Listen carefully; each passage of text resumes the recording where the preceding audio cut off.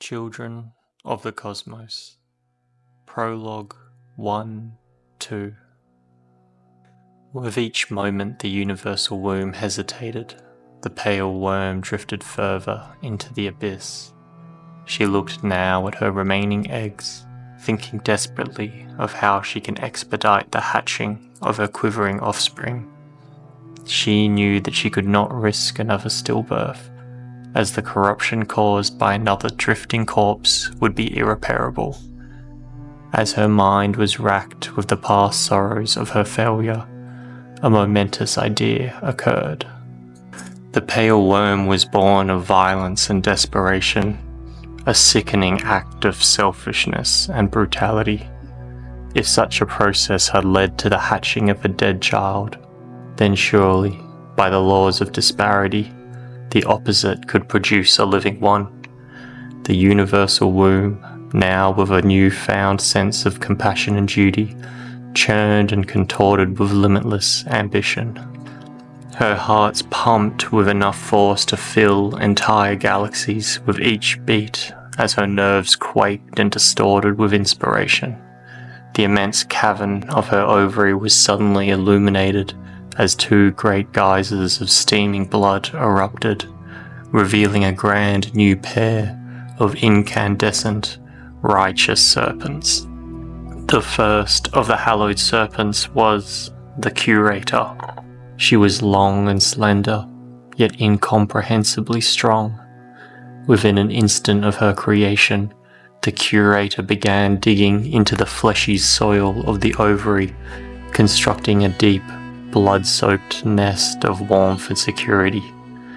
As she finished her gory task, the Curator rose from the great flesh pit, blood pouring from her immense dish-shaped head. She turned towards the sickened, incandescent serpent, her twin sister, the sacrifice, and gave a solemn nod. The sacrifice was the complete opposite of her sister. She was weak and frail, barely able to drag her bulbous body through the visceral dregs of the ovary. She reached the edge of the nest before clumsily tumbling down the steep slope, coming to a violent halt as she hit the bottom. With a moan of pain, her fattened body began to melt and stretch, covering the base of the nest in a soft, rippled blanket. The Curator looked down upon the softened body of her twin sister with an awkward admiration. She was weak, yet her flesh would be the perfect cot for the eggs. Without delay, the Curator began to delicately scoop the eggs within her dish-shaped head and pour them into the gory nest. In time, all 999 eggs lay upon the gasping embrace of the sacrifice. The sacrifice, spread to her limit and brutally bruised from her recent tumble, would soon perish. Her internal organs had stretched within her body, and now the added pressure of hundreds of eggs was making it impossible to breathe or continue circulating blood throughout her feeble veins. The sacrifice exhaled her final, anemic breath. She had died, and now her corpse was rapidly decaying, allowing the eggs to sink within her decomposing body. The eggs, now warm and properly embraced, bathed in the blood of maternal sacrifice. They would be tirelessly watched by the Curator, and as such, would now know the love and compassion required to hatch a living child. And so it was that the grotesque ritual was successful. The eggs began to stir and writhe with excited life. The Curator watched in nervous anticipation as the first few eggs began to hatch. However, her excitement soon turned to deep apprehension, as the children who emerged were not the sympathetic, sentient spawn to be expected, but mindless, ravenous beasts. They were indeed living, yet appeared to lack any dreams, desire, or ambition other than mindlessly chewing through the endless expanse of the universal womb. They rapidly devoured the decomposed remains of the sacrifice, leaving only scarce scraps behind, before searching for other succulent flesh. The womb sank into a deep depression as the grim new reality of the universe became apparent. On her outside floated cold, motionless death, and within her devoured ovary now burrowed ravenous, bloodthirsty life.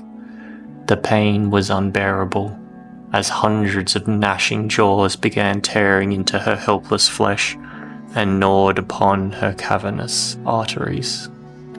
She was helpless, as it would seem that her lonely consciousness was the only sentience destined to reign in this destitute reality. No matter how much care and affection she would pour into an egg, the resulting maggot would never possess true thoughts or ambition. As she reached her lowest, most despondent state, the womb glanced over once more at the nest and saw the curator continuing to provide futile care for the frenzied offspring. As she looked upon the indomitable carer, a realization struck her. She had not given this ongoing directive. The curator was acting independently, free from the direct control of the womb. The dish-headed serpent was indeed a part of the womb, yet they now had a separate consciousness. It was in that moment that the womb knew exactly what must be done. The curator had developed a separate consciousness, not through love or affection, but through inheritance in her creation. When the curator and the sacrifice were created, it was not merely a twisted craft of the womb's flesh that formed them, but a small piece of the womb's mind that was shifted through her being and bestowed upon each one so that their tasks could be independently completed.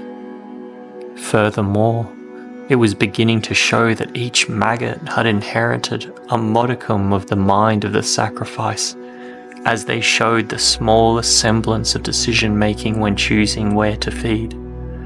However, this crumb of sentience that was spread amongst hundreds was clearly not enough to spark the ambition the future required. The universal womb sighed with sadness, but also relief. A part of her had always known she would never survive the creation of the universe.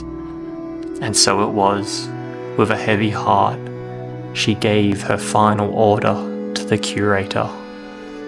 The curator, hearing the final instructions of the womb, hesitated as she tried to comprehend the deranged demand. She looked upon the writhing mass of maggots, recognizing what needed to be done. The final instruction was to herd the maggots towards the expansive brain of the womb. It is there that they would feast upon the thoughts and feelings of the origin of reality.